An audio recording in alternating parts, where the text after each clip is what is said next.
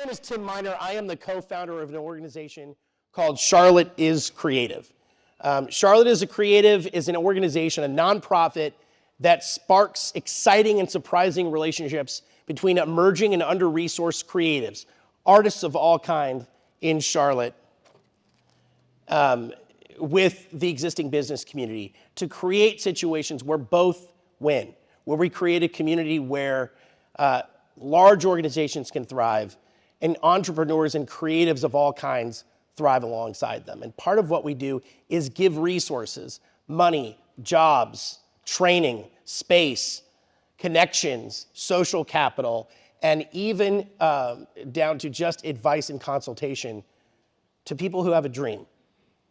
So here's the thing, I'm the worst kind of and the most dangerous kind of host or MC for a tech event because I don't understand what you guys do. And I don't understand how you do it. But what I do have in common with you, and what I do understand, and what we deal with everything from a fiber artist to a musician to a sculptor or a painter, you have a spark. We give it different names. We call it innovation. We call it, we call it creativity. We call it artistry. It's all the same thing. It starts with an idea that is fueled by passion and purpose and energy that you give it. And so whether you paint with, whether you paint with watercolors on a canvas or you paint on a screen with ones and zeros, it all starts from the same place. And it all needs the same, the same resources to live. You need people around you that believe in you. You need financial resources. You need social capital and connections. But one of the most important of all is feedback. Oftentimes as innovators and entrepreneurs and creatives, we live in our own heads. And we know our challenges, but we also know how this idea, my idea, the one that I live with every day and carry around with me, can change the world. But it needs proofing to survive. And so tonight, 6 pitchers are gonna get the greatest resource of all, and that is insight and wisdom given carefully, but constructively by 4 expert panelists. Sorry, technology. And so through tonight, remember that. This is a personal, deeply personal experience for these pitchers and an opportunity for them to get new insight into an idea they may have had forever and propel them towards success. And so with that, that's a lot of words from the man in the Argyle sweater vest. Something about me, oh, I see William McNeely up there. Hey, coach.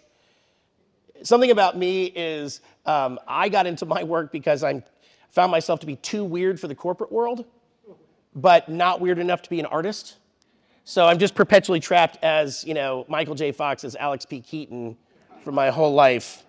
But I get to do incredible things like this. So what I'd love to do now is invite 3 special people up to give us a few remarks to set the tone for tonight, to get us ready to will our pitchers into excellence and set them on a new path today. So I'd like to ask Olga Muller, the CEO at Kepler, Paula Kranz, the Executive Director at Novant Health Innovation Lab, and Dan Roselli, co-founder of RevTech Labs and CFV Ventures, to come up and make some remarks. Thank you very much.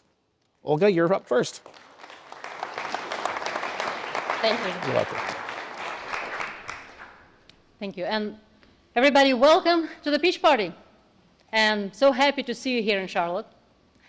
Again, my name is Olga Muller. I'm leading Kepler Team.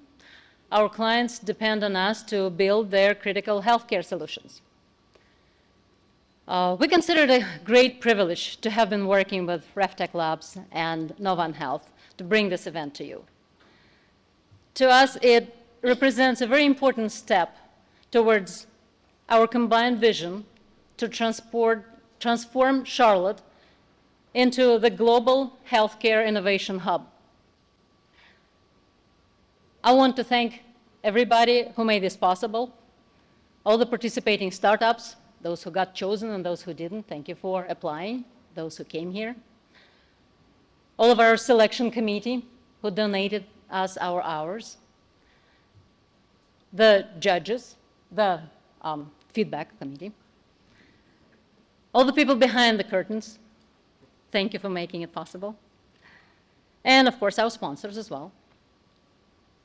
And with that, it's really not about us, it's about you. So I'm going to give it to the next speaker.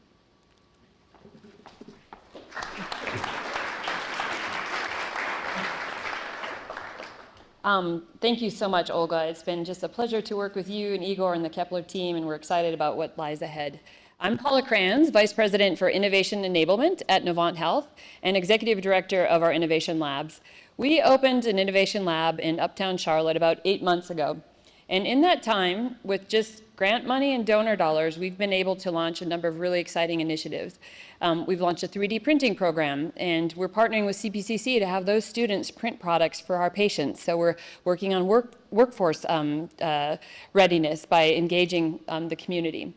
We've launched a virtual reality program to do pre-op planning with patient-specific images. We now have over 70 VR headsets deployed across our system, which is, I'm proud to announce, we're one of the health systems with the most virtual reality and augmented reality engagement in the US, so that's very exciting.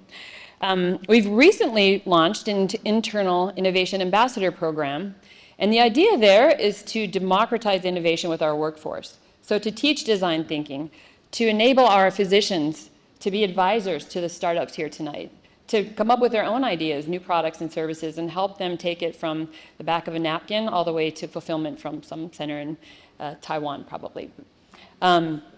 We've also just done a soft launch of Innovation Nexus, and Matt Floyd is here tonight. He's been the brains behind it. This program is meant to really create a faster pathway to pilot for startups. And we're very interested in supporting local ecosystem growth, but we're also focused on global outreach as well. Later this year, we will have delegations from Israel, Ireland, Nordic countries, about 5 different Nordic countries, and other countries from around the world, bringing their economic development teams and startups to Novant Health, to Charlotte, to look at bringing their companies here. They need a pathway to partnership too. So we are open to ideas. If you have other ways for us to democratize innovation, whether it's working with kids who are interested in STEM, other programs with some of the pitchers here tonight who didn't necessarily make it to the stage, but I've been in your shoes. I've been a founder who failed. I learned a lot from it. I decided I needed to get inside healthcare and learn a little bit more about the system before I tried to bring that product to life. And now I can say I have the best job at Novant. So I welcome you all here tonight. We're looking forward to engaging and hopefully keeping this momentum going with all members of the ecosystem. So thank you to RevTechLabs and Kepler and my team for all the work you've done. And Dan?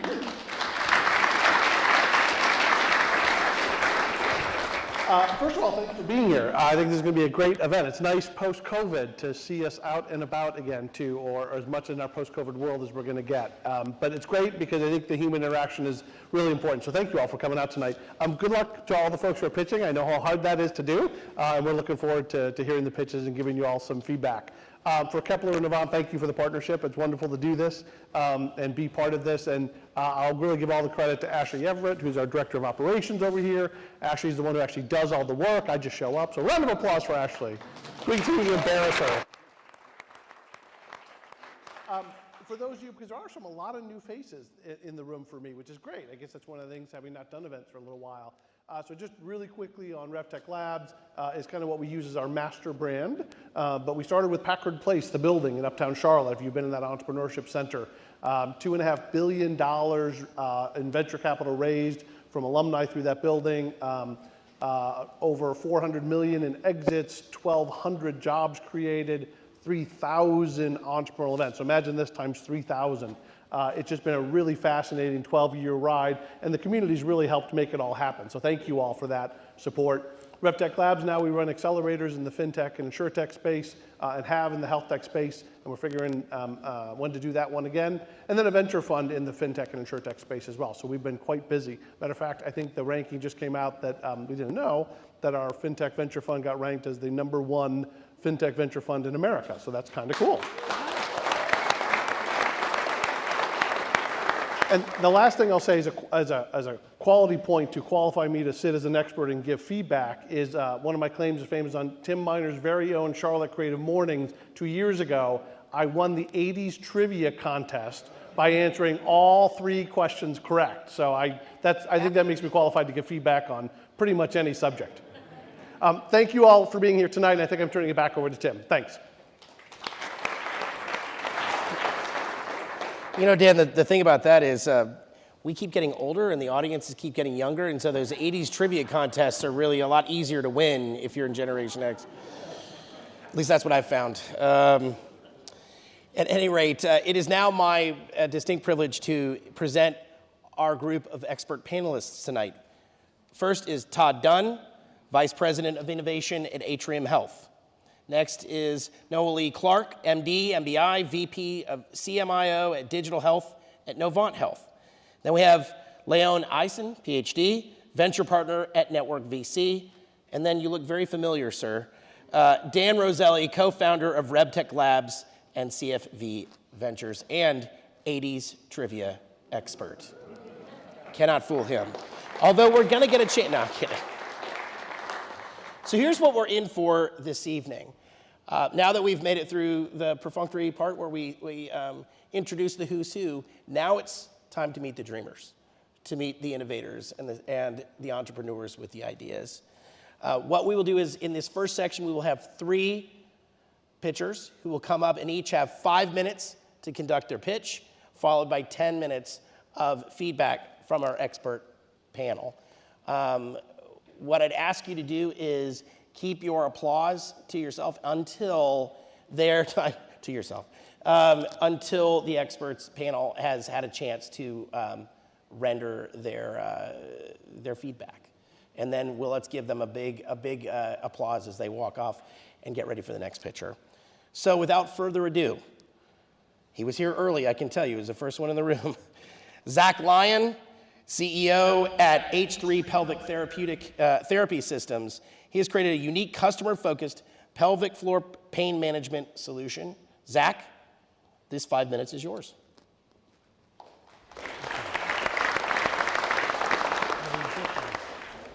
Okay.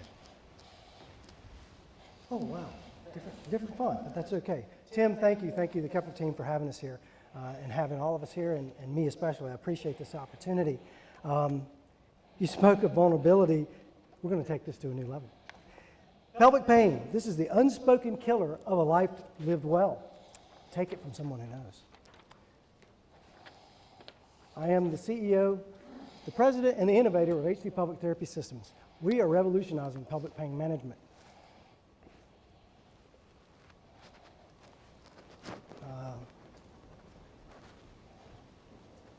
I'm just going to do that thing. Chronic pelvic pain is incredibly aggravating, relentlessly mind-bending pain. If you've ever had any of this pain, you will know what I mean.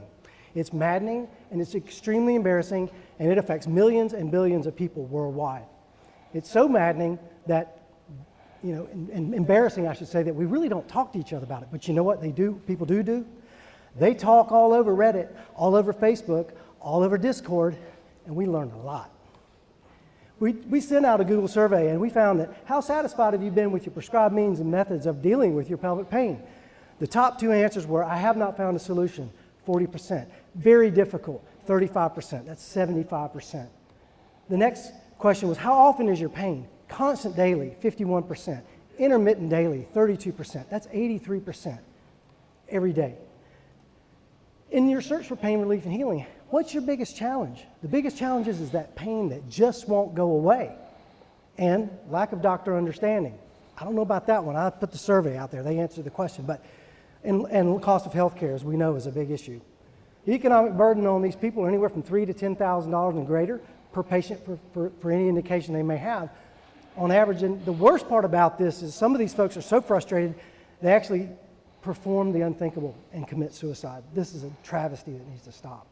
And this is the vicious cycle of them seeking relief for the pain. We have pain downstairs. It's embarrassing. It's a taboo subject. Uncontrolled pain. You have frustrated physicians. You have frustrated patients. You have patients who have incredible side effects from these drugs that they don't want to take, and you have physicians that don't want to give them to the patients. We're trying to get people off opioids, right? Right. So let's smash the vicious cycle of pain. Enter the H3. This is our flagship first product, thermal modulating, opioid sparing med tech. This device is a very simple device meant to be used in the discretion and the privacy of your own home. Wherever you are, in your office, in your bedroom, on your sofa, this allows you to utilize a very large volume of very warm water or very cold or actually ice cold water in the twin tank, super insulated, and this delivers this energy simply to your pelvic floor. And there's a quick switch over that allows this to happen. We're saving healthcare dollars, we're restoring dignity and autonomy. This improves our productivity because now you can focus on your work at hand. Restoring your insanity and more importantly, improving your doctor-patient relationships because now he has a new tool to help you. We have traction to date. We've sent many MVPs all over the USA and got really good responses which have helped our product refinements. We're recognized in neurology, urologists, surgeons, colorectal spaces, thermal expert validations. We've won a top 100 innovative award in 2020. We have IP activities underway. We have a $500,000 phase 1 grant in play to be funded in 23. And in 2020, we actually sold a bunch of these things, so we know people will buy them. And this is our competition. These are mainly for big joints, backs, elbows, knees, the kind of injuries that you have. There's nothing for the pelvic floor region. We address that region in a very soft and supple way. And we actually listened to our users who complained about burning, stinging, pain, stabbing pains inside their pelvic cavity. And we create the EOS. This is the probe that's a simple, non-fluidic delivery system that brings the same thermal energy that's very long-lasting, controlled and durable to your internal pelvic spaces. And it addresses all of these applications. It definitely leverages the base system, but it's a small tampon-type device that brings this thermal energy to address so many issues, and we're directly affecting the TRPM8 ionic channels of our nervous systems. Our team is myself, Melanie Lyon at sales and customer service, Andrew Broughton with marketing, and we have a suite of physicians and biomedical engineers that support us. Our competitive advantage is we are the first mover. We've trademarked the H3 Pelvic brand. We control the intellectual property. We're establishing a new standard of care for pelvic pain care, and the market size is massive. We're seeking $4 million in smart partnerships. Thank you very much. I appreciate your time.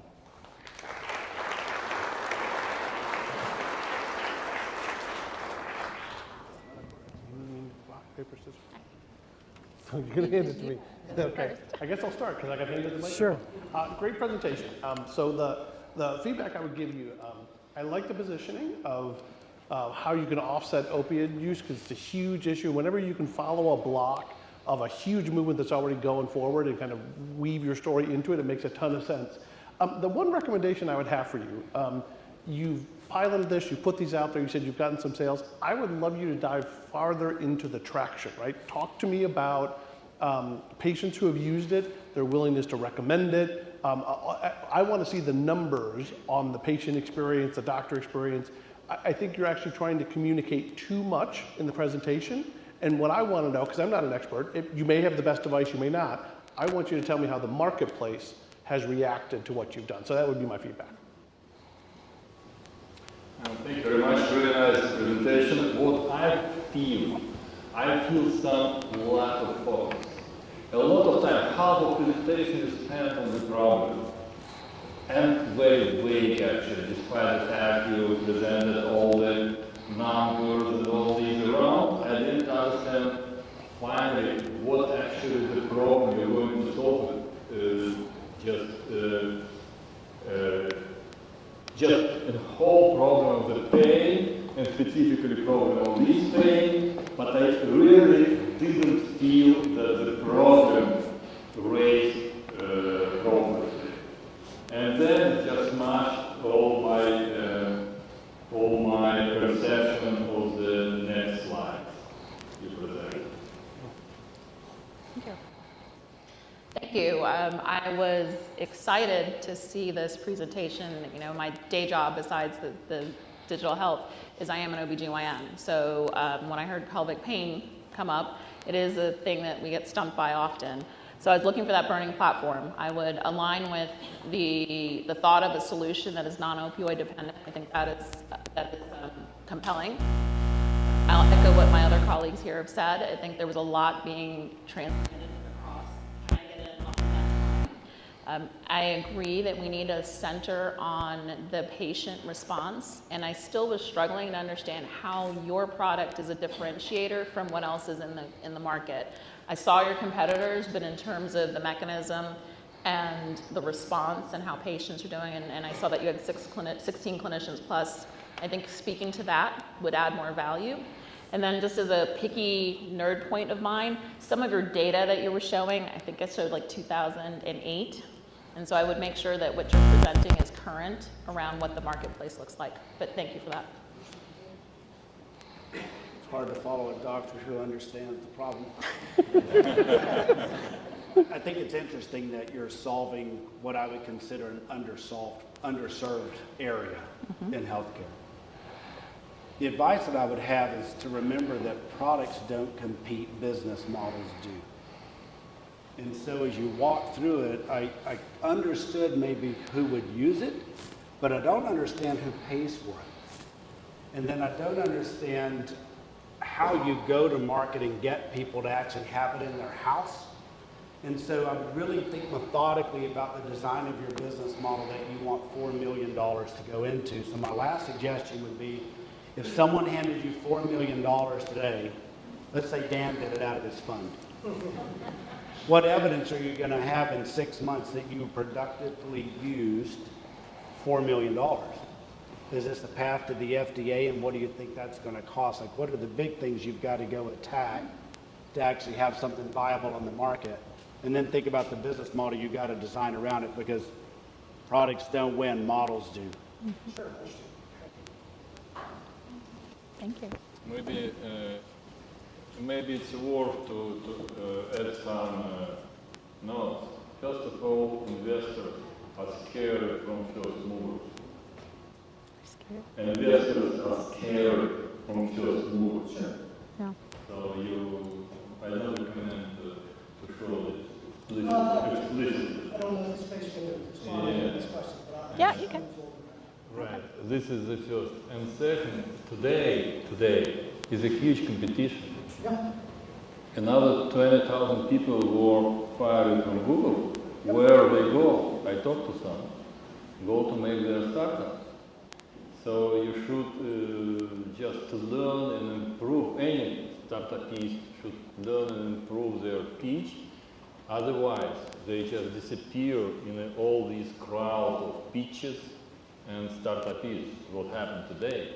So there is a huge, what I see, there is a huge contrast today between somebody who really gives the story and who just try to give the story.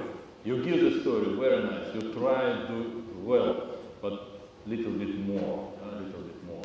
This is first. And third thing I would share, that because of very crowded startup market, it's worth go to the niche. As more you go to the niche, the more you focus to something that you really could deliver and quite fast. Nobody is expecting today some global expansion from you. You know, even Graham told once to Airbnb guys, do not go to scale. Start from the niche, start from the small. So go to the niche, start from the small, from local niche, I don't know, from very specific pain niche within your pelvic pain. Very specific users. Do not try to go global, because when you do presentation of the global market, you just again scare us. All these numbers. Need the niche, your service market, what you're going to do there, how you're going to do there, how you're going to go to market, how you're going to have your first 1,000 or 100 users. This is most important to hear from you. Yeah. My response to Yeah. these is, Okay. I have lots of answers, but I'll refrain from that for right now. But thank you for your feedback. I really appreciate it. And how much time do we have to do it? Sure. Do the response, yeah, that'd be great, let's do that. Well, when you speak of the size of the market and that I'm scaring investors, that's okay. We are leveraging and anticipating the NIH to help fund phase 1, phase 2. So that's non-dilutive, that's nice, it'll help us move along. We know what we know. And we are also seeking patents in the patent cooperation treaty for anticipation for other markets worldwide. So we're dead serious about getting big with this. This really is a big market. This really is a big deal. And there are an enormous amount of people that are suffering. And if you want some testimonies, go look on your LinkedIn site underneath there. You'll see a few people who have used these things. Their testimonies are incredible. So that's heartening. And that keeps us motivated to keep on keeping on. And so the markets are big, and I don't mean to scare anybody with a niche. We feel it is niche because it's supported by a large market of the contrasting therapy devices, but it's very niche to applying it to the way that we're doing it. And the difference is we're addressing something that's extremely painful, extremely sensitive in our pelvic regions, the most sensitive part of our bodies, in a way that's feather touch and soft that nobody else does. And we do it consistently for durability. And there is a lot of science in the hypoxic, hyperoxic paradox and phenomena about cellular upregulation based on that application. Yes, you look like you want to answer. You had a question. Sure. Thank you for that. Should be green. Scream like you're home. Yeah, no, it wasn't green. Yep. No, it was off and then flashing. Oh, good. All right, let's try again. So, there's also the response was, who are you aiming to market this to? Are the clinicians that you're hoping will align to them? Are you hoping patients? So who's your word? Yeah, I mean, like any good entrepreneur, I don't want to discount any particular market. So, physicians going to prescribe this device. They likely would buy it directly from us, through business B2C website. It might be a subscription. We may sell directly to hospitals. We've got a razor blade model for disposables. So you have a hospital setting where you've got, prostate surgeries, mamas with torn up bottoms, episiotomies, you've got hypertonic pelvic floors, you've got a lot of issues, whereas the disposables, which is what your body's touching, can be traded out, but the system can continue to rotate through an environment, saving a lot of money and rapidly. What this device does is rapidly help to heal as well, because you're using thermal modulation, cooling and heating, and I know you know the science. We're improving the body's ability to heal, and like we always tell everybody else, medications help, but your body does the healing. You just have to put it in the right environment and give it the right conditions. So these systems upregulate those conditions so that we can speed that healing. Talk to anybody with fistula and fissure surgeries. They'll tell you. Yes? When someone asks you about your go-to-market strategy, tell them who your first customer is and why them. Don't talk about markets, they're too big, we can't make sense out of it. You would say, Novant's going to be my first customer, and here's why. Because you've got to have a target of who's going to be first, because if you lose there, then you got to go to somewhere else, so that dictates the pivot. So remember, 3 questions I think you always need to answer. Who's your first customer and why? Why do current solutions fail, and why do you have a right to win? And then third one is investing money. What do you need to learn before you invest more time or money? Because you got to have a learning plan this early, and I think an investor wants to know the learning plan. Sure. Okay. Let's start there. Round of applause. Thank you.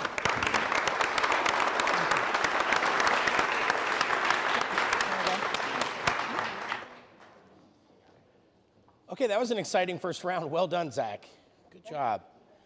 All right, next up, we asked Caitlin Rice, COO and co-founder at HireMe Healthcare. This is a workforce optimization platform for nursing. Caitlin, you ready? Here you go. Thank you very much.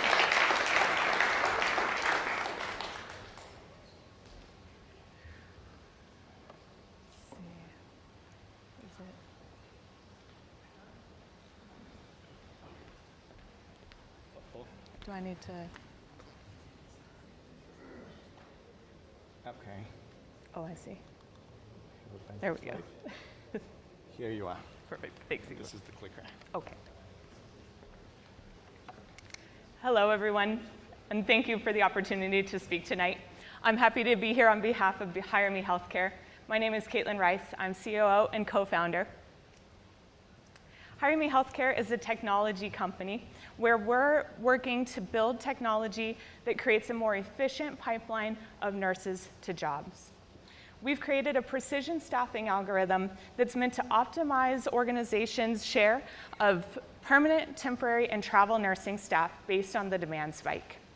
Our initial focus is on providers who care about their nurses and want to be a part of this shift that we're seeing happening as healthcare organizations try and optimize their workforce. The opportunity within this market is massive. The healthcare staffing industry alone is worth over $24 billion. The nursing staffing shortage, which is the problem that we'll talk about next, can be pointed to for the reason why hospitals lose money to things like hospital-acquired infections. Billions of dollars are lost to HAIs every year when units are understaffed. Over $7 million is lost in revenue when RNs turn over. And the workforce optimization technology, like what HireMe Healthcare is building, is selling for tens of millions of dollars. So you see two examples here. NurseGrid sold for $25 million, and ShiftWizard sold for $32 million. The problem. So I will not stand here in front of this crowd and lament about the nursing staffing shortage. This is something that I think most folks in this room are very familiar with. We recognize that this problem is not something that just adheres to hospital systems. It impacts each one of us one way or another. That's why our goal is to create a more efficient pipeline to be a part of the solution at the start of connecting nurses to jobs. We've gained some traction today with the technology that we've built. We have 4 pilot programs currently operating within the Charlotte region. And we have now, this number now is now at 160 registered users on our mobile app, which we've designed for the job seekers, the nurses out there looking for jobs. 150 was the number when I submitted the slides. So we're seeing constant, really steady growth in the amount of downloads of our app. While this platform is being piloted, we're learning a lot. We're learning about the algorithm that we built and how we need to be optimizing it, tweaking it to make sure that it's solving the problem that it's meant to solve. We're learning about how users interact with the interface, what the organizations who are using it need and want to see from the technology, and we're also learning some possible business models that we can explore that maybe weren't thought about at the very start, such as licensing of the technology. So our customer market is two-sided. One is the nurses. They'll always use it for free. The one pictured here is the revenue generating side. So you see that we can market to B2B sales, or we can license it out. We have a number of different pipelines to make those sales, including events like tonight, our investor network, webinars, different types of events.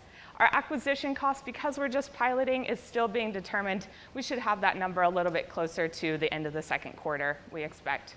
We do, of course, face competition in this field, but our stance is that what's out there right now is not meeting the needs that the industry has. You can either cast a really wide net by posting your jobs on a job board like ZipRecruiter or Indeed, but you don't know who you're posting those jobs to. You might be losing a lot of time sifting through those resumes, trying to find the right candidate for your needs. Or you can pay a lot of money to use a more healthcare-specific resource like Incredible Health or Aya and turn to travel nurses.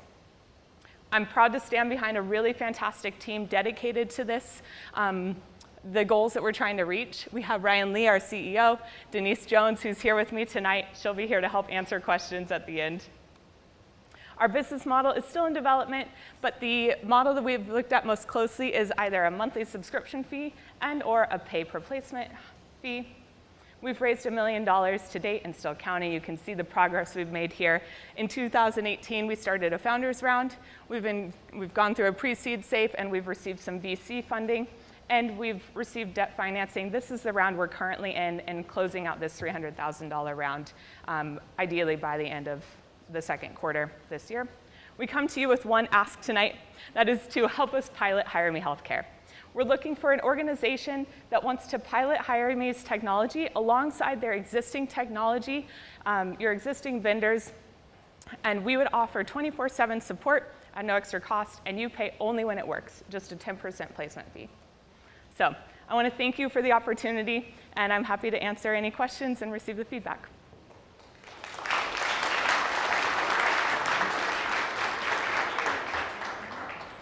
I think that's the mic, All right, I'm good. right?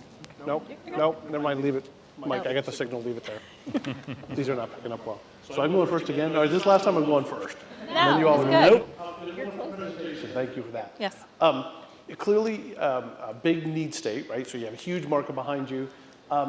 This is a good piece of feedback, not only for you, but for all the founders here.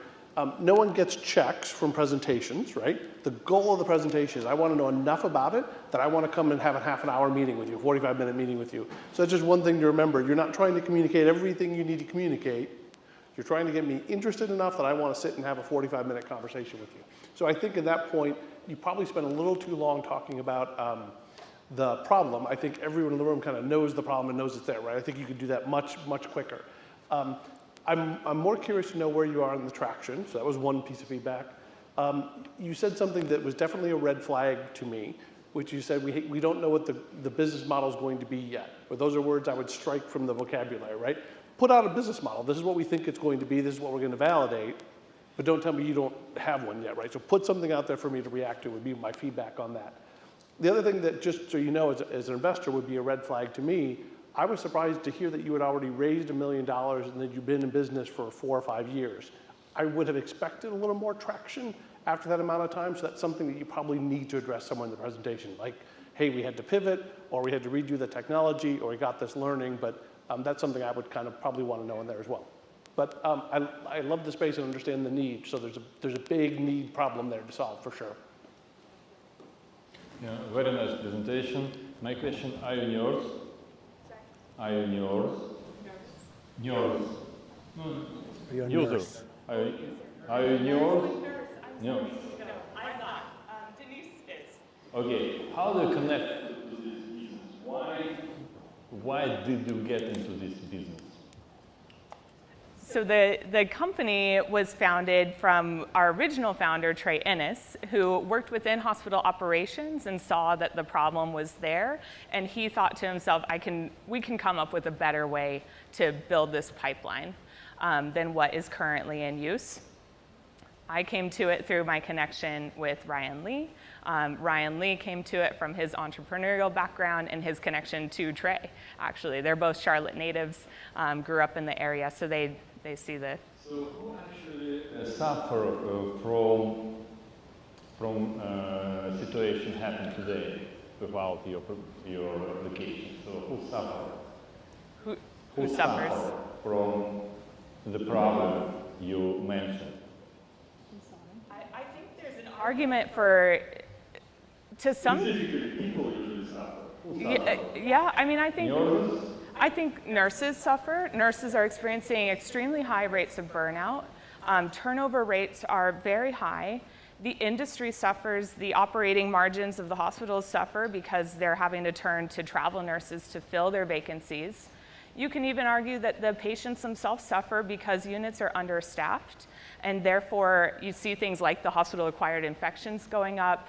I have personal stories of close friends of mine who experience waiting for care in a hallway rather than being admitted to an actual space for care because of staffing shortages. And this is millions of people suffering all over the world from this problem, right? This is your story. Go ahead.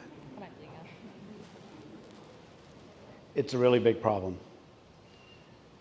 When you're presented on this slide, I have this way I think about things. Are you causal or are you correlated?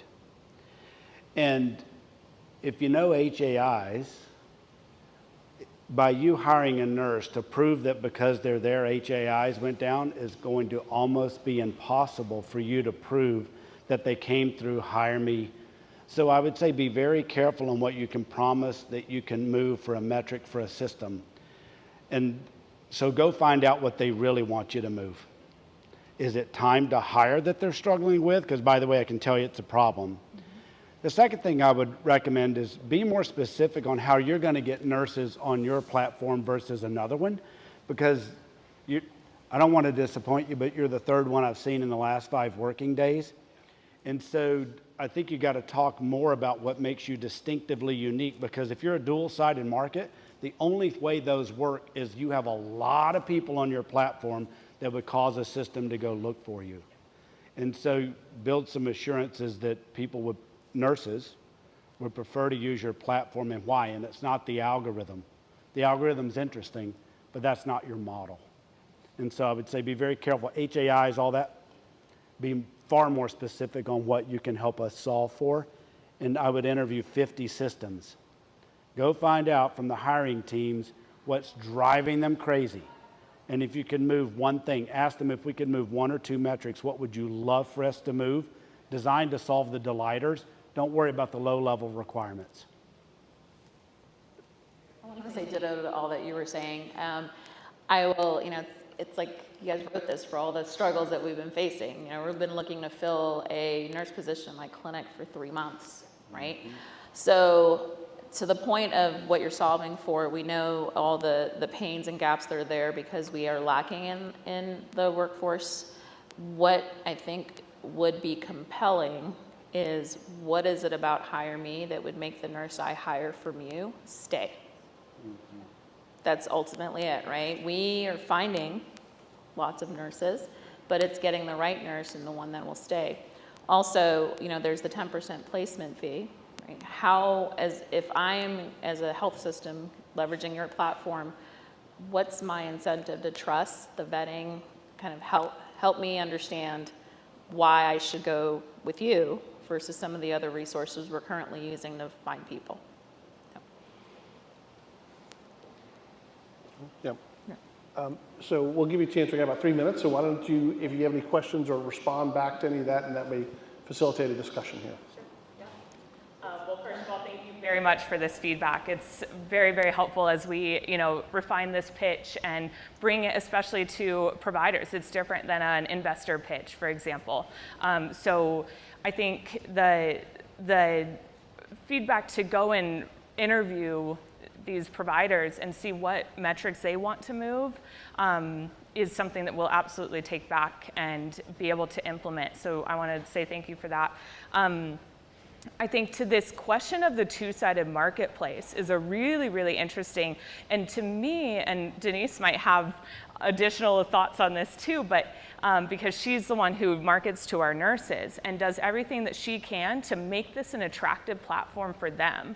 And so I think that is a question that we face every single day. How do we be the choice that people turn to? And I don't want to turn this into like just a Kepler loving event, but I think because we have technology partners that help us build software that makes this process a little bit easier, a little bit simpler. What we're building on the technology side, I think that's what will bring a nurse to HireMe before it brings them to somebody else. Yeah. I like the way you framed it. You believe it. Yeah. So belief is really interesting. Evidence is far more compelling. And so when you frame up your model and you're doing this type of work, I always suggest early stage companies frame up what you don't have as evidence in a belief statement. We believe that the ease of technology will draw nurses to us. Run it. Find out if that's really why they came to you. And then if someone fires you, if a nurse drops off your platform, find out what caused them to fire you. Because you may find out that the reason they hired you wasn't because it was easy. It was something else. And so write them in belief statements and work to get the evidence to prove if you're right or you're wrong. That's where the pivot comes. I'm also going to give a local plug, which may or may not be appropriate for you. I think we kind of have this. Yeah. Do we have it on? No. No, sorry, Dan. I think the handed battery's. you a dud. That might be coming on. Hold on. It'll take a while. Well, it'll work. I'll talk loud enough everyone can hear me. So there's a program here in Charlotte run by UNC Charlotte that's funded by I-Corps on a customer discovery process. So if any of you, I think some people in the room have done that program, that what it used to be called Venture Prize, now it's called the Entrepreneurship Center at UNC Charlotte, something like that. But the whole program is built around doing what Todd just said. Yeah. And the number one thing I would say just for all the founders is that founders don't go talk to the people that they are saying are going to pay them for the product nearly enough, right? You cannot overdo that. Go talk to folks. And before you have real traction, showing us as a potential investors or advisors, here's who we've talked to, and here's what they told us, maybe go, wow, all right, these people have done their homework. Yeah, the marketplace hasn't totally voted, but they're not just assuming this is going to happen. All done? All right, big round of applause. Thank you. Let's start. I also knows how. Thank you very much, Caitlin. You can shake it out now, and that was a great presentation. And thanks to the judges. I mean, I do this and MC these types of things, and oftentimes I find that the feedback that the judges can give is pretty high level. You guys are doing the mental shiatsu massage approach to this. It's painful, but it's helpful. All right, and our final pitcher for this round, and we'll have another round of 3 in just a bit, is Doug Neely. Doug is CEO at Care Directions. This is a digital platform for developing personalized care plans. Doug, this time is yours.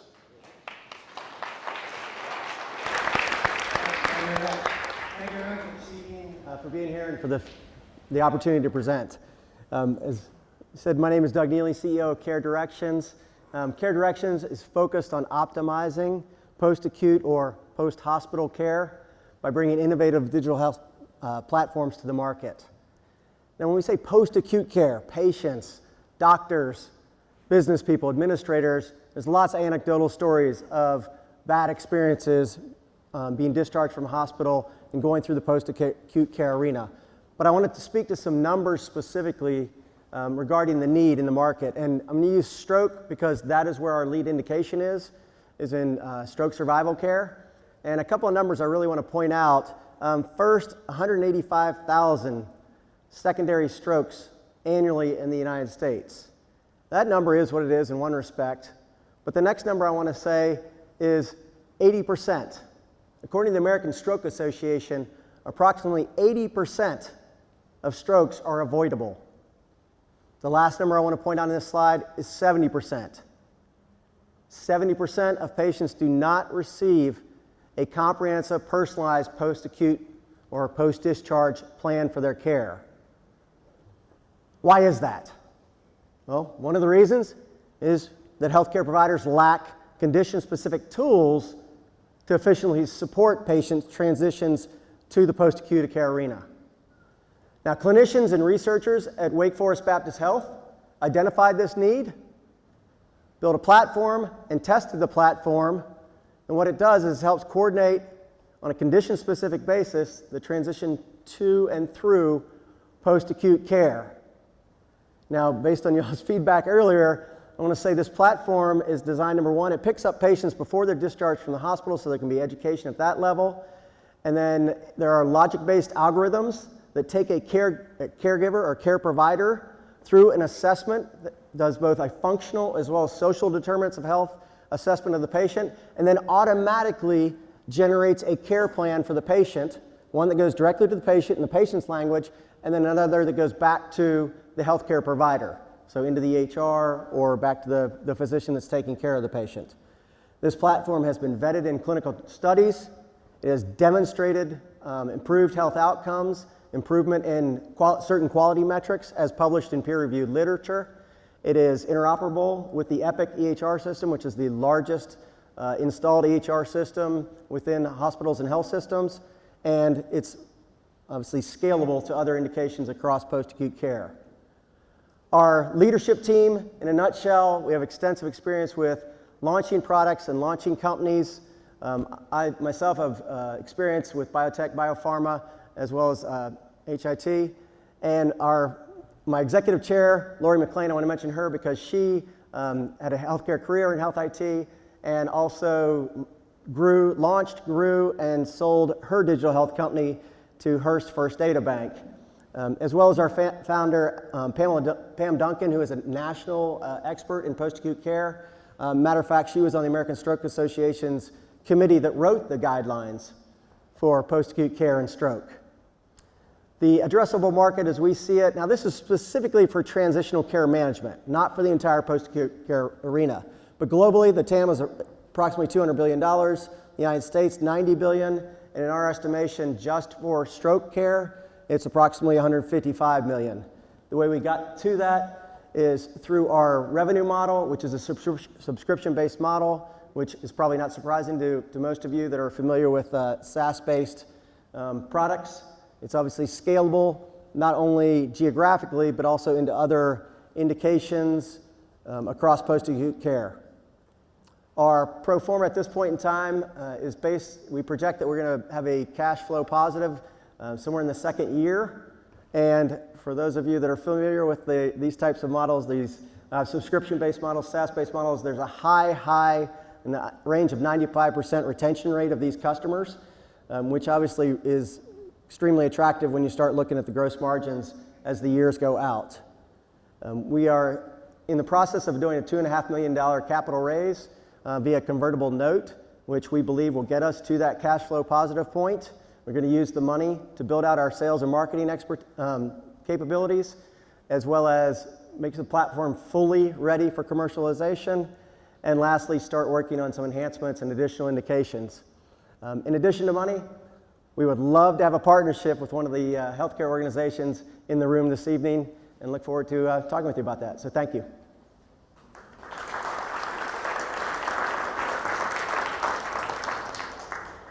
You're ready. A small world, as I know Pam. Yeah, I work for Atrium/Advocate now. The curious thing that I have, and I understand the research, I know what they've been doing for years on this. So let's say that we use it. There's often, if we're one customer, let's say Advocate's your customer, who's the second one and how do you get them?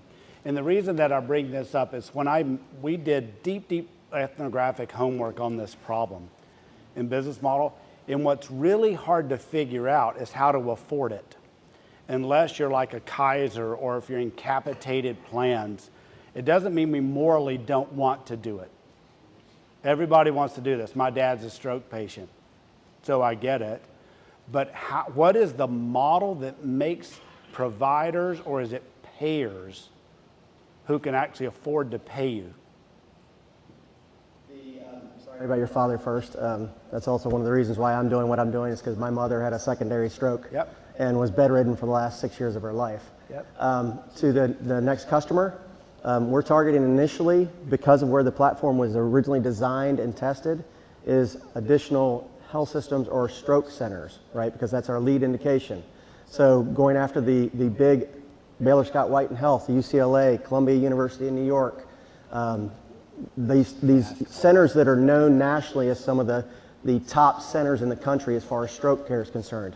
Yeah. To get our foothold in stroke, right? To advance post-acute care in stroke at a system-wide level. That's at the provider. Once we get there, though, and I actually had a meeting earlier today with CVS, the payer end of CVS, if you will, because totally agree with you, we do think the real growth potential long-term is probably more likely with the payer population health management type companies. It's compelling because it's really big. Mm-hmm. The thing that makes it so hard are the payment models of it. And the second one is just what you heard from HireMe, the staffing models of it. Because if you're able to do this the way we need to, it creates a bolus of work that's unbelievably large. And so just because you have a platform doesn't mean we can do the problem. Mm-hmm. You may create a problem we can't serve. And so I think if you're more specific on the financial model and the flow of money and why someone would be able to afford to work with you, whether it's a provider or a payer, that's essential, because those payment models are so different, from a fee-for-service model to a capitated model to a risk model. Clear that up. Yeah. And then I think you need to really address the staffing problem of ongoing stroke care, because the secondary strokes usually happen in the first 30 to 45 days after discharge, but then the rehab businesses go on forever. So just articulate that a bit clearer and where you plug into the stack. Okay. I'm glad you brought that up, by the way, because my background actually is in reimbursement, health policy and reimbursement, so I could talk extensively about coding and ROI and so forth.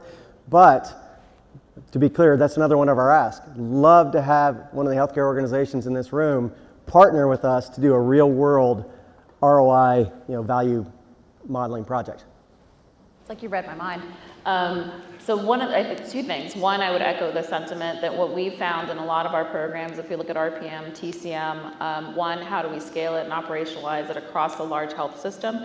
And I would argue, the question about providers not having the right tools, I think it's the people. We've ran into the same thing, that bolus of having people to manage that. You identify and you provide a care plan, but who's following up on the care plan? Who's reaching out to the patients?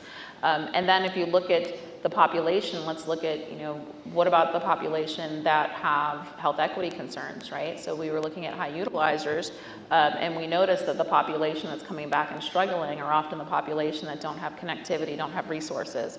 So while it's great to identify it, I think it'd be good to align on how, once identified, how you would scale that and support that population. And the second thing that some of my vendors hate when I ask is we talk about you've partnered and integrated with Epic, right? So what is it that you would do differently that if Epic turns their mind to in about a year to be able to build those models themselves within? How do you compete with the large EHR companies that have the manpower to develop the algorithms, build it in natively, and stay ahead? So that's something to consider. In general, I like the presentation. Very nice. Thank you very much. And yeah, you're doing this amazing. I like it. My question just about the style of the presentation, because all these tables and all this stuff, it's something, I don't know. I suggest using charts and something very smooth slides, just one after another. This is first. And second, I suggest to start from your real experience and attachment to this project. You mentioned somewhere an answer about you had somebody with stroke or something like this, but this is, one of the main problems of all presentations. It's somehow you are separated from your business. You just present somehow somewhere else, different. It's not your business. You just present some presentation. We do this, such a market, that's a go-to-market strategy, that's a chart about our future,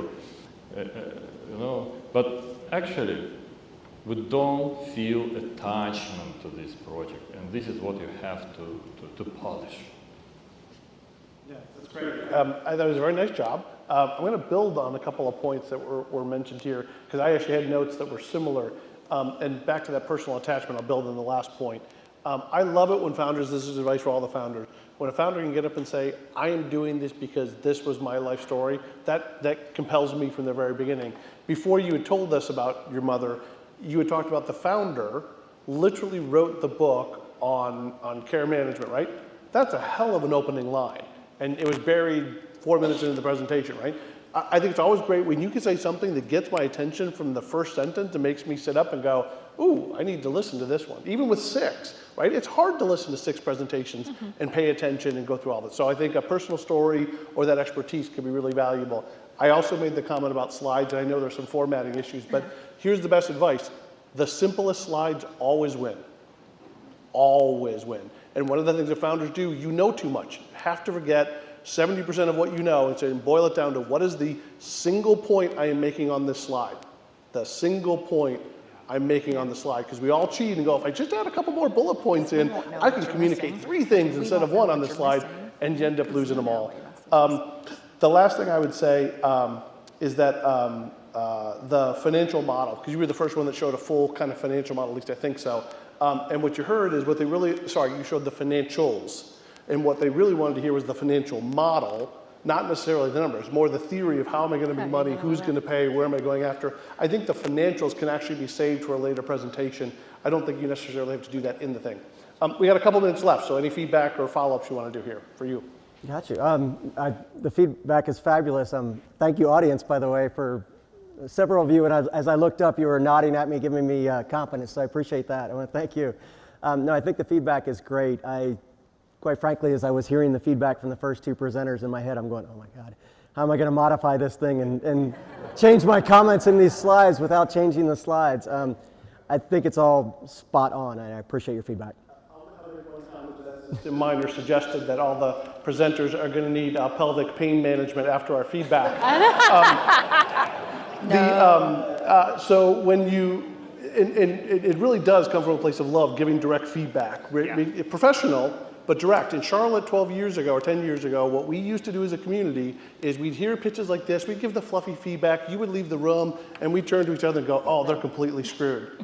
That does no one any good. It doesn't do the founders any good. We have to give feedback, and the reason it's valuable is then you rebuild the presentation and the business model, and you build it back better in what you do. That's also why listening to customers or going to talking to customers, the people that interact with it, is so valuable, because they're going to tell you, yeah, but what about the staffing, right? So you can do that. So it comes from a place of love for all of you, even if it doesn't feel like that at the time. So how about a big round of applause? I'm glad to have you guys back, and it's exciting to move into the second half. It's my pleasure to introduce our first pitcher, Tyler Hoth of Tyler Hoth Intelligence.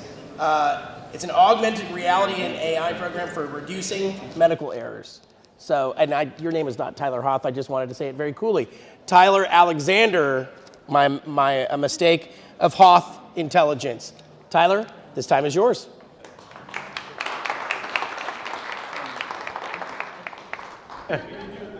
Okay. We build augmented reality software to reduce medical errors. So at Hoth, our mission is simple: to make healthcare better. And we do this by building transformative mixed reality software solutions. There are millions of procedures performed every year, known as bedside procedures, where providers operate on patients without being able to see inside of them. This is one type of procedure. It's where we've started. It's called external ventricular drain placement, where a provider takes a catheter or a needle and tries to stick it inside somebody's brain, typically looking at a patient just like you see them right there. It's as if I ask you to take this pen, looking at me now, and try to get it in the right spot of my brain. You probably would not get it right, and providers in a large number of procedures don't get them right either.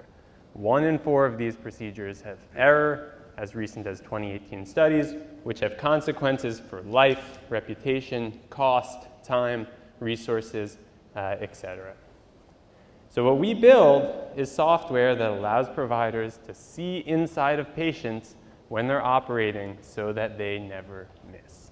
On the right is what you would typically see when you're trying to perform this procedure. On the left is what you see with Hoth, and it's probably a lot easier to get it right when you're looking at the one on the left. The way we do this, we take a CT or MRI scan that a patient normally gets, whether or not the hospital is using Hoth. We reconstruct that in 3D, and this is where my wheelhouse comes in. I have a background in astrophysics and then machine learning and image processing. We then take that 3D object, we load it into the Microsoft HoloLens 2 headset. That's the piece of hardware that we use. You can buy it off the shelf from Microsoft. And then we have our own patent-pending facial tracking overlay software where you just put on a headset, look at a patient, and within 5 seconds, that object is overlaid to allow you to operate. We've right now been operating with one major academic center, and the results are extremely exciting. 90% of our users at this center have said this has given them a new ability to see incomplete procedures, increased efficiency in over 65% of users, and the kicker here is that 100% of people using this, and there have been close to 100 people using this technology right now, have said that post-FDA they want to use this. The way we make money, we just build software. So we sell one software license for Hoth Intelligence for one Microsoft HoloLens 2 headset that you can buy off the shelf. But we also build this for the Meta Quest Pro, and our builds work for other headsets as well, so we're headset agnostic, actually. This is part of a much larger market. The formatting has gone off. But the total market size is around $11 billion. 6,000 total addressable hospitals, 6 departments at each center, multiplied by 3 departments per, gives you that. So let me just tell you how we stack up against the competition, and then I'll wrap it up. We use markerless technology. In the top right, you can see how small the HoloLens headset is. All the physician has to do is put on that headset, and they can overlay. Our competitors use machinery that can be as big as an SUV and requires multiple pieces.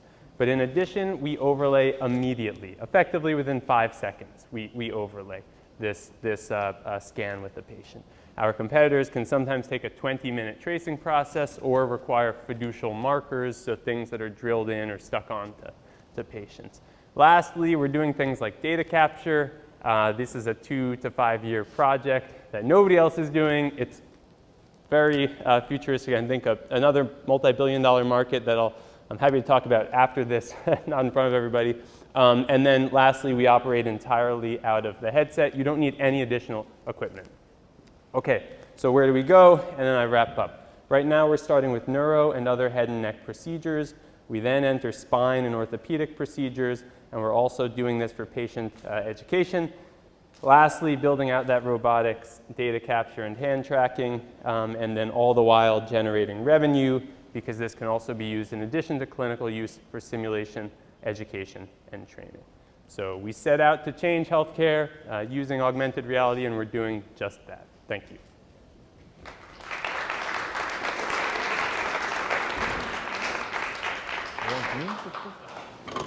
Ron?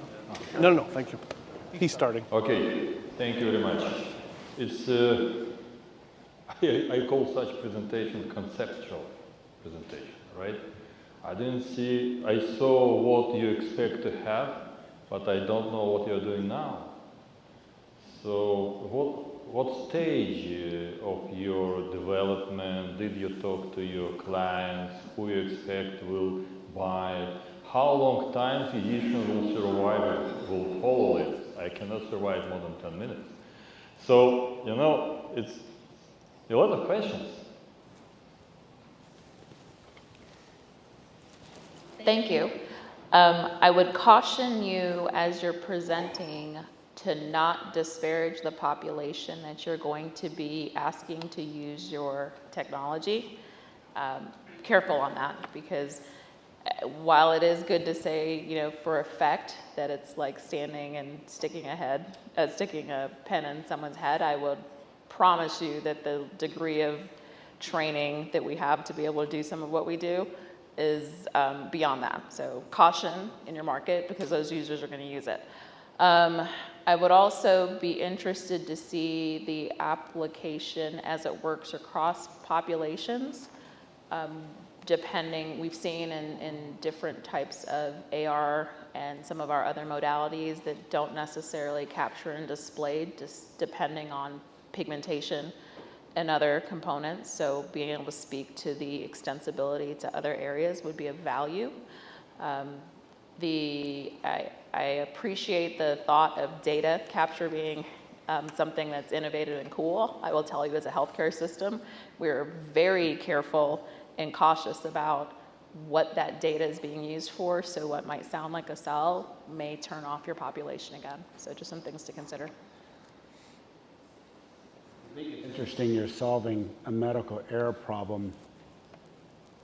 In my, no pun intended, in my brain, it's a leap for me to believe that the image you can project will give the level of specificity that could actually avoid the error that you're talking about.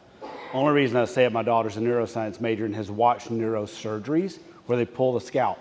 They have to pull it.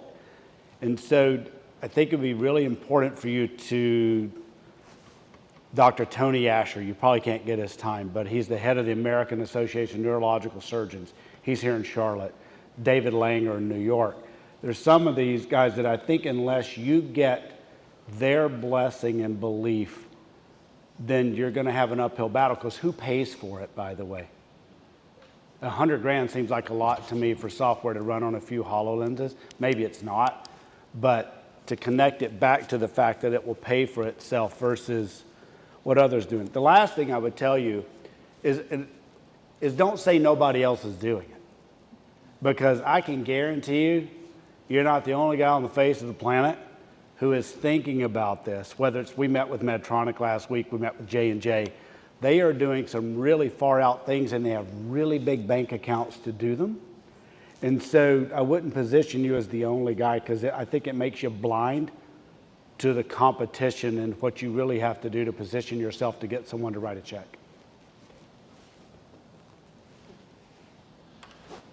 So there's a lot I like about the presentation itself, so I'm going to focus on that and let medical experts go into deeper issues on some of that stuff. But the presentation itself I really liked, and one point I want to make to entrepreneurs on this, you have a very different presentation style than the first three folks, but it's very authentic to you. And I think I see sometimes entrepreneurs try and be something they're not in presentations, and I would much rather see an authentic presentation style that makes it work for you, and you sound very knowledgeable, and so I think that all worked. The slides were really clean, right? Easy to follow the story along. One major point, I talked about this before, one major point per slide, which was kind of great to see. And on Noelle's point, just building on the a potential different way to position that, the one slide that really grabbed me is the 25% error rate, right? So that's a fact, it's a stat that's irrespective of anything else. So I mean, to be able to go and say, hey, despite all the training, despite all the effort, there's still a 25% error rate. Still makes your point, but addresses hers as well. One thing stuck out as a little bit of a flag that for me is you mentioned, actually one of the positive I want to say, the pilot you did and the stats that you showed about the user experience, even though you don't have even though you don't have $1 million in revenue yet, you did what you could do with the stats that you had, which said the people that have piloted this, use this, got very positive reaction about it. So I thought that was really well done. The one thing you said that really caught my attention though is the last stat you had is that if it got ADA approval, that they would want to use it. So now you've opened the can of worms of ADA approval, and you haven't really talked at all about it anywhere else in the presentation. So I think you got to address that. And well, I like how clean it is. These three folks just kind of poked at it was too high level. So you're like the one person I would say that probably has to go down a little bit to make it feel real, as a general statement. I think it's great because actually you don't have to say it all, right? And what I recommend, you should go to accelerator or hire some mentor, because in this so competitive environment in a startup industry, you won't survive. I did it not as a medical expert, but the same reaction Todd had, which is I look at this and go, can that really work? Can it really be precise enough that it's going to increase outcomes? But that's okay. Because as I said before, I think the presentation is that I want to go and sit and learn more and then drill on these questions. And I think your 5-minute presentation did that, so that was good. Comments or feedback for all the folks? Anything you want to say, follow up on, talk about? Sure. Thank you for your feedback. Thank you for listening. All of these points we've thought a lot about. I'm happy to talk after. Maybe that's better.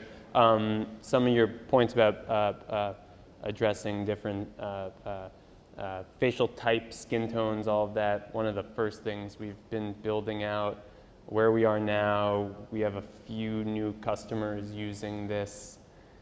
How accurate it has to be, 3 millimeters is the general accuracy for surface rate. So we could talk about all this, and I'm happy, but I really appreciate your feedback and comments, and excited to take the next steps with this, so thank you. Thanks.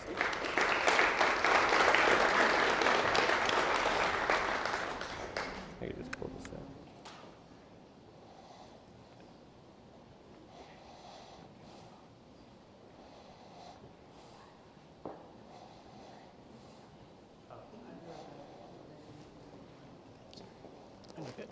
All right, the next pitcher is Ben Hintz of Heroic Health. Heroic Health is cognitive neuroscience platform for tackling chronic diseases. Ben, welcome. Oh, Christopher, will you speaking in Ben's stead? All right, here you go.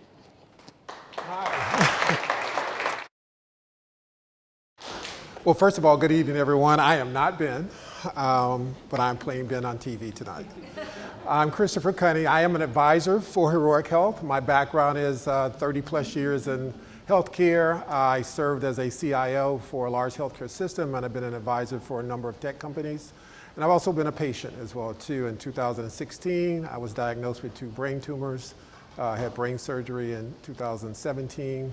And so I've experienced both on the provider side as delivering technology and as a patient having to recover from a serious illness. Well, let me go back real quick. Our platform is Heroic Health, and our mission is to turn patients into the heroes of their health journey. So to start, in traditional healthcare today, in the episodic model of care, the patient journey actually starts, with kind of a reactive approach. We look at, the environment, we look at thoughts and beliefs, and we then try to enact action or get the patient to enact action around the delivery of care. And sometimes that works. We can get patients in some cases to adhere to certain prescriptive measures, but a lot of times, patients, especially those that are dealing with comorbidity issues and a host of social determinants of health, may have challenges as well. And so we need to start thinking about how do we change the behavior of the patient and incentivize the patient to deliver care, prescribe care in a better way, or adhere to the care protocols in a better way. And so that evolution is, as I mentioned earlier, is very episodic in nature. Patients typically come to hospitals when they're sick. We have evolved over time, and now we're focused more on what we call preventative care and accountable care. But really where we want to move to is more personalized care. How do we find out what motivates a patient to adhere to certain protocols and adhere to the patient care over an extended period of time, not just for a few days or a few months, but through the entire care continuum. And so you look at kind of Maslow's hierarchy in terms of how a patient functions, how an individual functions. At the top, it's about our wants. It's giving the patient a voice, empowering that patient to help make decisions on their own. And then there's needs. What are those social determinants of health? Whether it's access to food, access to transportation, all those things that might drive their ability to manage their care better. And it's understanding that cultural environment as well. Again, who's involved in their care plan, insurance needs, et cetera, or have an impact there. And then we then enact what we call kind of a neuroscience or an AI-driven process that helps to support that patient through their patient journey. So what is the problem we're trying to solve? Again, healthcare can't start without engagement, without the patient being involved in the process. 92% of Americans 35 or older are not up to date on all their care services that they need. There's a misalignment of apps and education and omni-channel outreach to those that are already want or are able to engage, but we leave that socioeconomic component behind in the care process. And then there's tens of billions of dollars out there that have been built, that have been invested in all sorts of platforms and protocols that get a patient to a certain point, but don't keep them fully engaged through the entire care process. And then there's billions of dollars that are lost each year due to patients not, again, adhering to their health care and the rising cost of health care as a result of that. There's a statistics that says somewhere between 7 and 8% of the patient population contributes to about 60% of the overall healthcare cost. So what's our solution? Our solution is trying to, you think about some of these games that we use today that many folks, I know I'm addicted to some myself, I use because they impact a reward system for us. So we want to make taking care of yourself fun, engaging, and supportive for everyone. So we want to turn that patient engagement process into something that's a self-discovery process. We want to identify those things that, those cognitive behaviors that influence you to change your delivery of care and adhere to that care protocol. We want to make it very customized, and we want to use the technologies associated with that as well. And so again, we have a very simple, simplistic patient engagement platform that's based on neuroscience, cognitive neuroscience. We also apply gamification as a part of that process in order to influence the patient to continue to adhere to those protocols. And then we use, or done, okay, okay. Okay, no worries. Clearly, I haven't done this presentation before.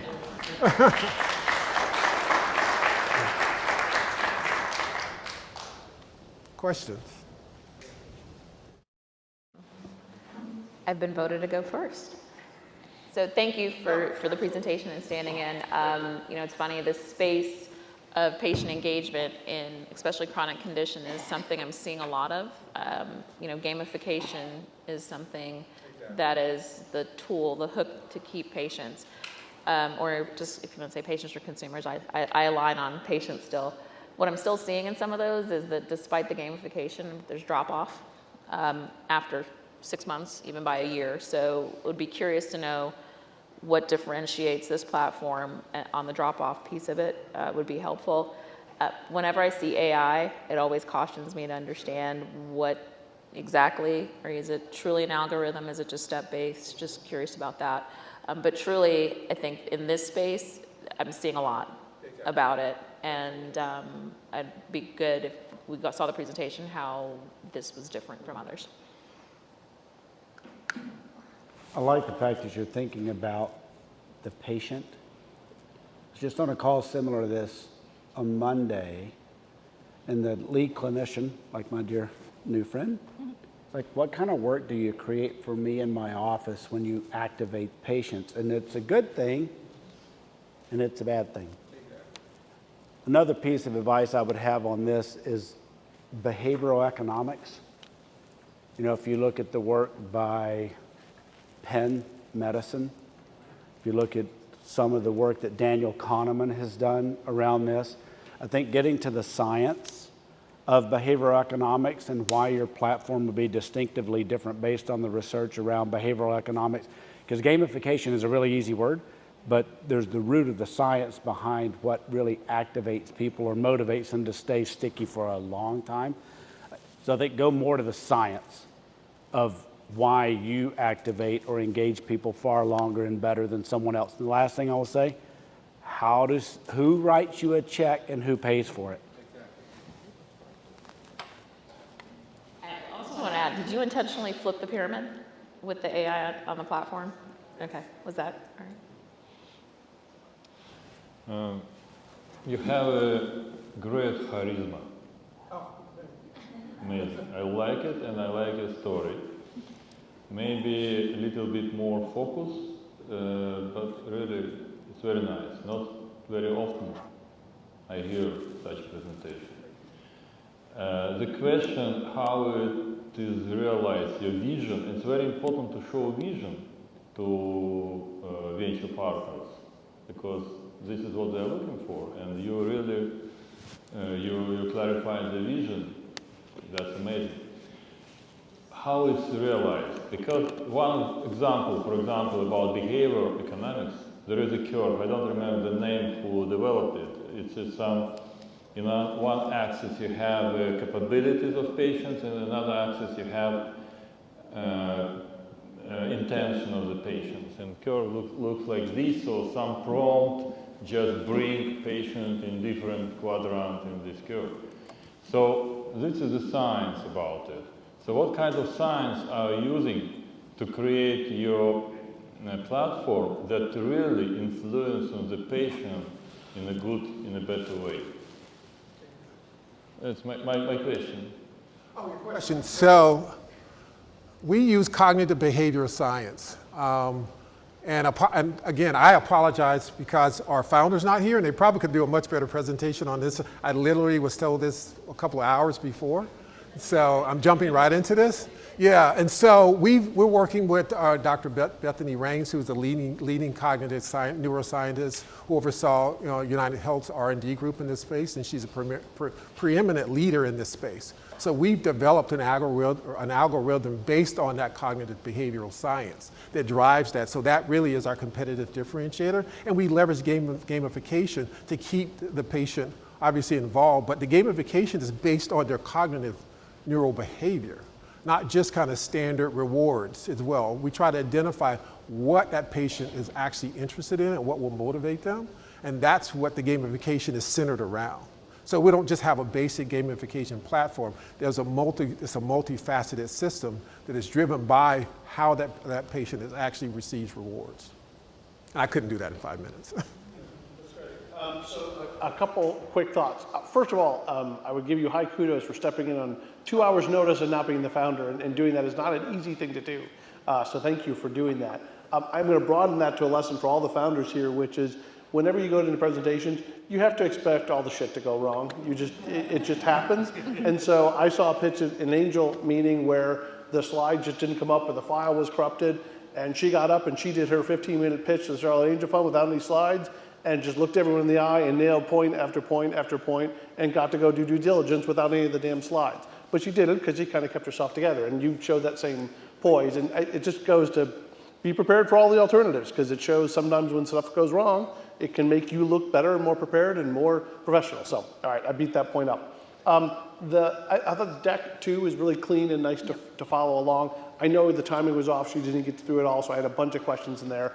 I was trying to find out, because I wanted to build on Todd's point, there's a guy, Dan Ariely from Duke University, that does a whole human design center thing around user experience, and he's in the financial services space, and about what in user design really changes customer behavior. What is really going to get people to save? What's really going to get them to pay down their credit card bills? And I don't know if there's equivalent in the health space, but you might want to do some research on him and see if they do any health tech work. Because I think Todd's point on that, which is right, if this is all about we're creating a better experience, and you got to have the research to back up why we think this is, and later on you'll have proof points and consumer feedback, and you can show data, hopefully, about changing customer behavior. But until then, you gotta give them a reason to believe. Absolutely, and that's what we would probably bring in Dr. Raines to really drill down into the details around the cognitive neuroscience behind it, and how we're leveraging that to drive behavioral changes as well too. So just stuff like that, where when you have someone that can talk like that, say, hey, for example, take this design feature. We did it this way because of this learning, because of this outcome. It's like, oh, well, all you need to show me is one example. And I'm like, oh, well, now I assume that logic and that depth of thinking is through everything in the design. You don't have to show me every single one. And I actually serve as an advisor for this organization as well. And then again, we didn't get a chance to go through all the details, so we did have market analysis as well. Another consideration, you may not be able to solve this, but one of the things, this plays with the in-basket concern, is that as more and more apps that collect the data about what the patients are doing in between their visits, as a healthcare provider and organization, what do we do with all of it? Exactly. Right? And the biggest fear that I have, that I've heard, and the biggest fear as an organization is what are we accountable for? What's being documented? Where does the silo sit in terms of access, awareness around what's being entered? Because I have patients who want to check their blood pressures every 15 minutes, but I don't necessarily want their blood pressure every 15 minutes. And so as we have more and more of these applications and resources applied to kind of bridge between visits, it's having an answer to that question, because what providers are like, well, what am I doing with all that data? Right, and the application is really configured for the patient based on the patient's journey as well too. And so there's a provider component to it. And again, I didn't do a very good job of presenting. But there's a provider component that would configure the application based on that patient's adherence to that patient's care plan. And then there's a dashboard on top of that then the provider uses to see how that patient is adhering to that plan. Except there's a well-funded company called Omada. They have really good adherence at the 6 month and the year mark, and they go at risk. If they don't help lose weight, improve A1C, the system doesn't pay them. Right. And so it's not their tech or their algorithm that intrigues us, it's their business model. Yeah, right. It's because they've gone at risk, and if they don't produce a number that we care about, we don't have to pay them.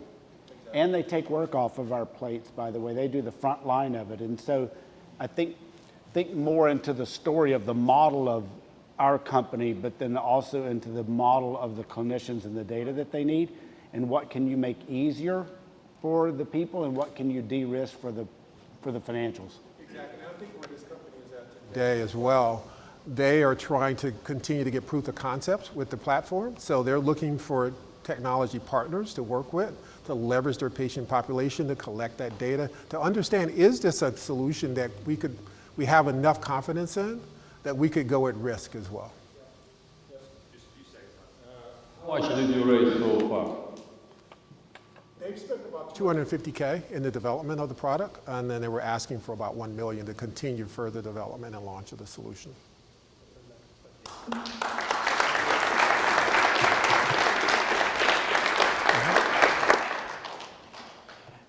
One thing if I could take a point to, oh, sorry. What do we need here? Oh, thank you.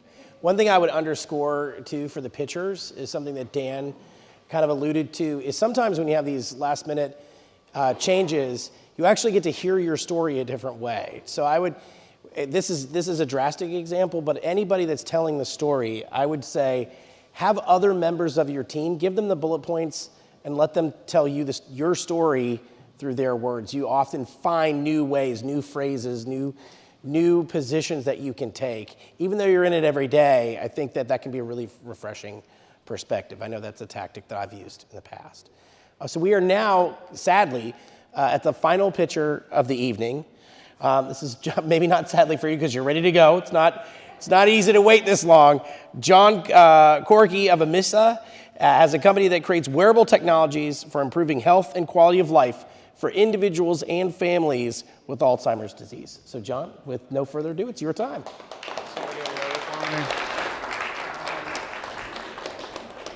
Let's see. Yeah, you should be able to advance it, I think. Let's see. Oh, there you go. There we go. Hello, I'm John Corky. Alzheimer's disease is a tremendous epidemic costing nearly $600 billion this year. Researchers believe that modifiable behaviors such as exercise and sleep can ultimately change that path for everybody. However, there's not enough data to support that. Now, I want to put each one of you into a role. Todd, I already know, but you're worried about a family member who has dementia. You can't always be with them, and you want to know, have they fallen? Are they wandering? You need a better tool. Tools exist right now, but caregivers are not really fond of them. Ma'am, doctor, you're a gero, or you're a nurse practitioner.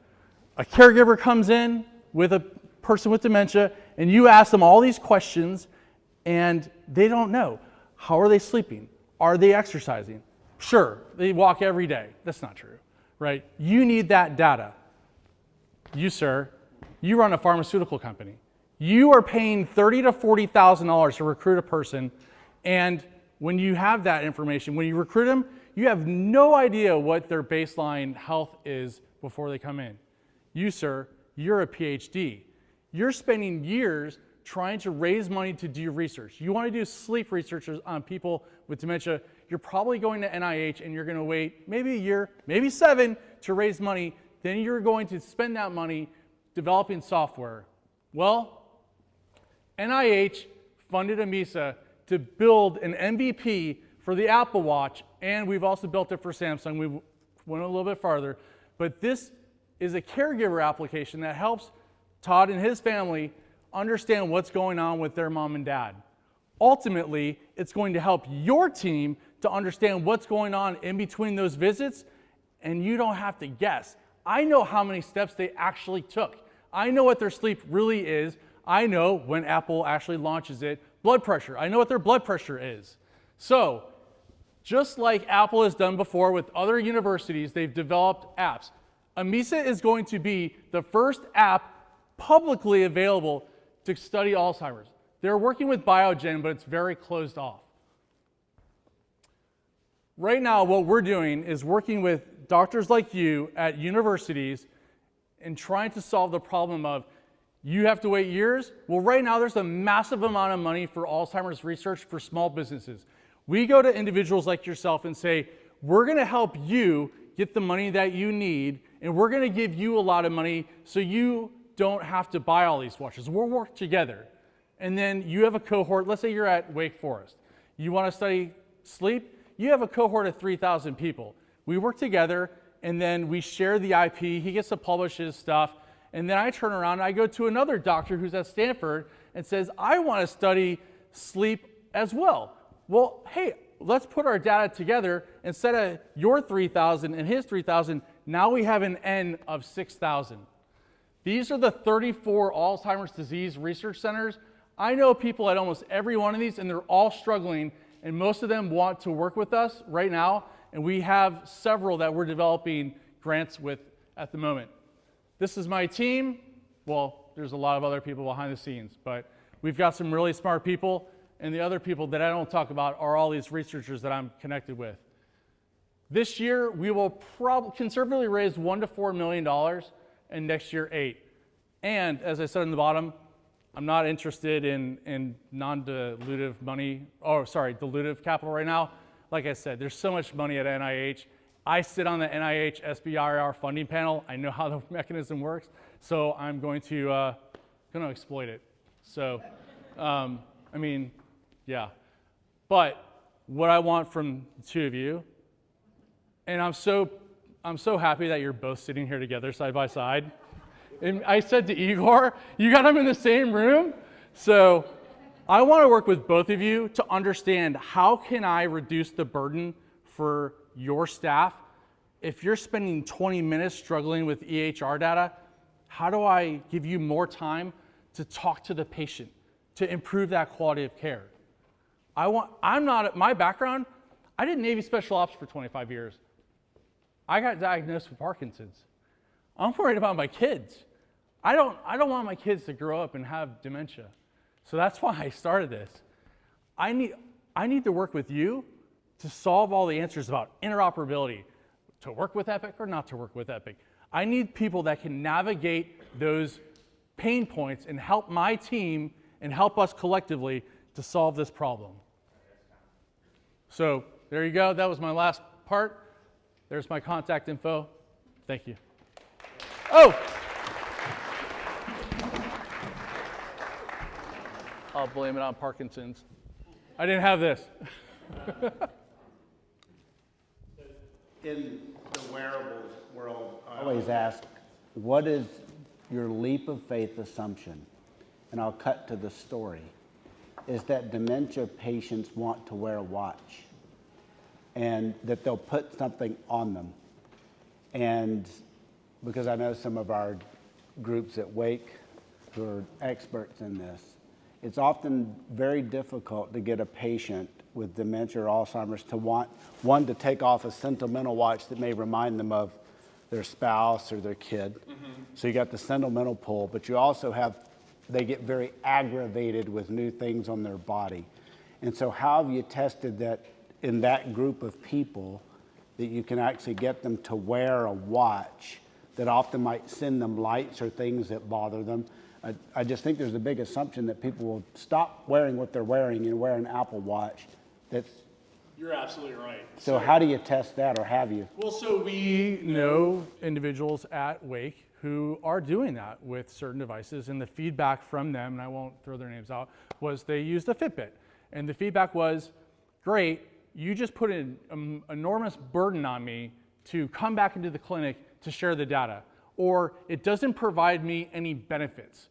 We've talked to more than 500 families, and they said, we want to wear a watch. It had better not be stigmatizing, and it has to do something for me. It can't be some medical grade device that makes me look awful, and why am I doing it? I'm wearing it for you. I get nothing out of it, but I think the greater thing is there's a growing use of it by people in their 40s, 50s, and 60s, and so this isn't going to be built overnight. It's those people who are accustomed to already wearing it that are going to help us. And the other point was that I wanted to make, you as a woman of color, I've talked to so many women of color in Charlotte when we did some NSF funding, and they said, I've been taking care of my mom, and in the back of my mind, I know that I'm going to have this too. How can I participate? How can I help? Can I download the watch too? I don't have Alzheimer's or I don't have dementia, but absolutely. We want to help the caregiver, we want to help the doctor, but we also want to help those people left of diagnosis be able to offer up their data so longitudinally we can say in many, many years, you are a woman that's 40 years old, this is what you have to do. Your sleep should be 7 hours and 15 minutes every day. Oh, you know what, you worked out today, it needs to be 20 minutes longer. You as a white male, you're different, you have a different equation. So it's that preventative, precise medicine that we can recommend to people in the future. But yeah, sorry, that was a long answer to your question. But some people won't, but they won't wear it, but there's enough people who will.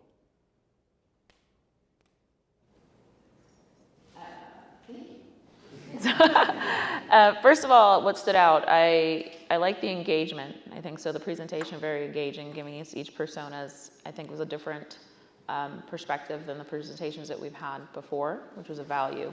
I think what was harder in this pitch is where is the sweet spot? So is it in the wearable? Is it in the family members capturing the data? You mentioned interoperability and being able to connect sites together. And then I started thinking about, and I'll leverage Epic because we're an Epic shop, you know, they've got Cosmos. So is it about gathering large numbers of data points with the same condition and doing condition analysis and then finding what we call lookalikes or sound-alikes? So I got lost in the journey because it's nice to wear, but then, so I think that's it. So you want to kind of find what your sweet spot of what this does because it gets lost in that messaging. Thank you. Okay, what to start from? First of all, my mother died from Alzheimer, and I know all these procedures and experience this.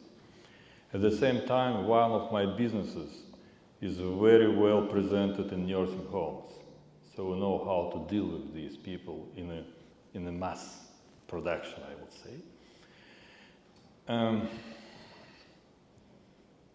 It's just what you presented is just a part of what you have to do. Because I'm not talking about clarification how much actually you're going to raise. I don't understand. It looks like a bridge, so it means you don't have any financial projection. It means you don't have business model. But even before we can talk about all these procedures, we just talk about if really patients want to use it, who will manage it, how much do you have to pay for caregivers to manage it, are you going to nursing homes, are you going to the family, who will pay family or nursing homes or Medicaid. A lot of questions that was here in your presentation was hidden by a lot of words. A couple positives, right? You obviously have a ton of personal passion for this, and it comes through in your presentation, right? You can't kind of fake that. That's one of the things I always look for in entrepreneurs is, do they have the passion to drive this forward? And I think you have that, which is great. On the NIH thing, remove the word exploit from your vocabulary. I think you knew at the moment you said the word exploit. Just say maximize. Yeah. There's lots of other positive words. Yeah, but take the exploit word out of your vocabulary on that one. I want to build on a point about sweet spot that you were talking about and broaden it for all the entrepreneurs in the room as well.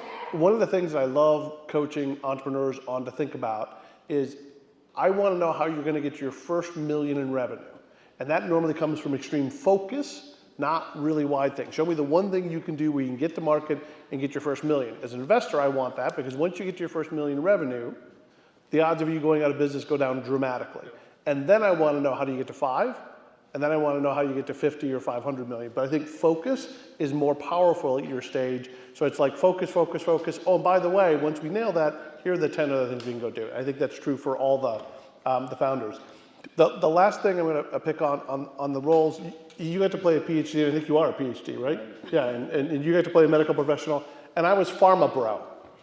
So I want to know why I was pharma bro. I don't really want to know why pharma bro. But I think you got to take that passion. The last thing I'll end with, that passion that you bring could be a double-edged sword, because I like to see the energy, and sometimes it can skip over some of the details, right? I think there needs to be some meat to go with the passion in there. And so that's something for you in particular to be aware of is back up the passion with data, I think would be really, really helpful when you can. Got it. Cool. Thank you. Yeah. Thoughts or comments or anything you want to drill down on or talk a little bit more about? No, I think, I said it. We are already talking to a couple universities. I think, Todd, we're, an apology. That's why I haven't sent you the pitch, because I was trying to get that individual to say yes. I'm still trying to get them to nail it down. But at the end of the day, this is moving forward. I think 2 years ago, I was really scared. I think my wife was really scared. But right now, I'm really, really optimistic, because I've spent the last 3 to 4 years talking to experts everywhere, just listening. What is a caregiver problem? Hundreds of caregivers, not building something. And so what we want to do, and I mentioned to somebody up there, we want to sit down and say, we're going to build this, but I need every stakeholder in the room to sit down and say, not a good idea, great idea, not good. How are we? I fully expect to throw what we built away, and I'm totally fine with that. We are going to rebuild this with the smartest people in the room, and that's what I need from the two of you. And you. So again, great passion. Don't lose that passion. It's modulating in cadence as you're engaging us, engaging the audience. Tell your story, draw me in, but don't overpower. So keep that passion, and I think you'll go well. Just modulating. It is Noellee? Noellee. Okay. Oh. That's all right. I heard somebody say Noellee, and I was like, that's my daughter's nickname. It's okay. Got it. Sometimes you run into this, and one thing I would talk about is the research, how many people you've engaged with, you've learned from, what was the insight that you got from doing it. And so I always think we run into this problem of stated versus actual behaviors. People will say they'll do something, and the say-do ratio is very low typically. Yeah, I'll buy it. And I can tell you so many stories where people say, yeah, I'll buy it. And then 2% of the 50% that said they would actually do it. And so my recommendation would be, as soon as you can start testing behavior, not even about the data, testing the behavior and following the journey of the data and the journey of the patient, even if you just give people 50 watches and use a different app, doesn't matter, because there's some root thing you're having to just test behavior in the flow of the data. Sit with doctors and watch them make decisions, but really versus what they say in a conference room versus what they say in context. So there's this, last thing I'll say is this notion of context is the essential unit of innovation. Context. It's not a survey, it's not a conference room, it's not a conference call. And so the closer you can get to the context and follow what happens in the context, the better your design's going to be. And one hint, one second, just one hint, a wearable never goes alone. You should add something. For example, for nursing home, people use some diapers or something like this. So you should add something in addition to just wearable and application. It's not enough. Awesome.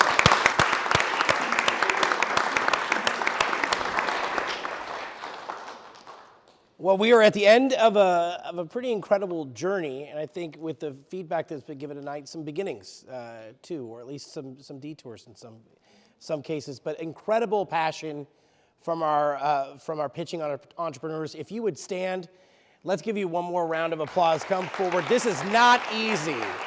Thank you. Good job. Come up front.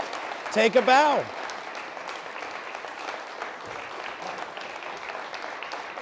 Hard work.